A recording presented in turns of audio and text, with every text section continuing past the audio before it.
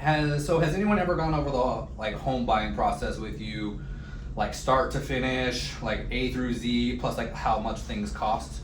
No. Pretend you're the buyer. Okay, no. Okay, so I'm gonna give you kind of the bird's eye view, like the 30,000 foot view of like what buying a house looks like. So the first thing we typically want to do is get you pre-qualified, right? Everybody knows that. So we want to meet with the lender, figure out, what your budget is, what monthly payments you want, and then that's going to tell us the price of houses that we can go look at, right? Once we do that, then the fun part happens, and that's when we get to go house shopping, right? So I'm going to show you as many homes as you want to see, and so I'm going to show you the very best houses first as well, because I want you to get the most bang for your buck.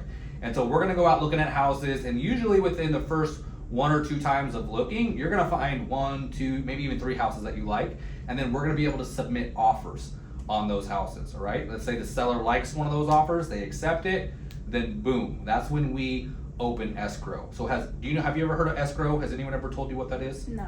Okay, so what escrow is, it is basically the holding period between when you get your offer accepted and when you close escrow, which is when we get to hand you the keys, throw a party, all that stuff. So make sure you invite me to that party.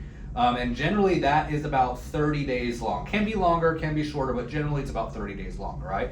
And there's a lot of things that have to happen in that 30 days in order for the deal to close, all right? So the first thing that has to happen is you have to put a deposit down on the house, all right? And that is typically about 1% of whatever the house costs. So let's say the house costs $350,000, so the deposit's gonna be about $3,500, all right? The reason you have to do that is it's sort of like putting skin in the game, right? The seller is gonna pull the house off the market and they're gonna hold it for you so they can't sell it to anybody else. So you have to show them that you're serious by putting a little bit of money down on the house, all right? So then that has to happen within the first 3 days of opening escrow. The other thing that's gonna happen is within a day or 2 of opening escrow, we're gonna order any and all inspections you wanna do on the house. So we always recommend that you do like a general home inspection. The next most common is like a termite, and then after that, like a roof, right? So it really just depends on the house. Home inspections range anywhere from like $300 all the way up to $1,000, depending on like how much you want them to do. Termite's pretty cheap, it's usually like 70, $75. And then roof inspections, I think we actually get those for free if we need one. So we wanna know if there's anything wrong with the house sooner rather than later. And I can guarantee you, like, there's gonna be something wrong. Like, you're gonna get a report like that big, and you're like, oh my God, the house is gonna fall down. Like, that's totally normal. Like, that happens on every single house. So we're gonna guide you through that process and tell you like what things are normal, what things aren't normal, okay? The other thing that's gonna happen is your lender, they're going to send you what's called the initial disclosure. It's all the numbers of the house. You're gonna sign that, usually on day 1. That's gonna allow them to order the appraisal. All right, the appraiser, that person is the guy who goes out and says what the house is worth, because they want to make sure you're not overpaying for the house, right? Because the bank is the one really giving the money, so they want to make sure it's worth what you're actually paying.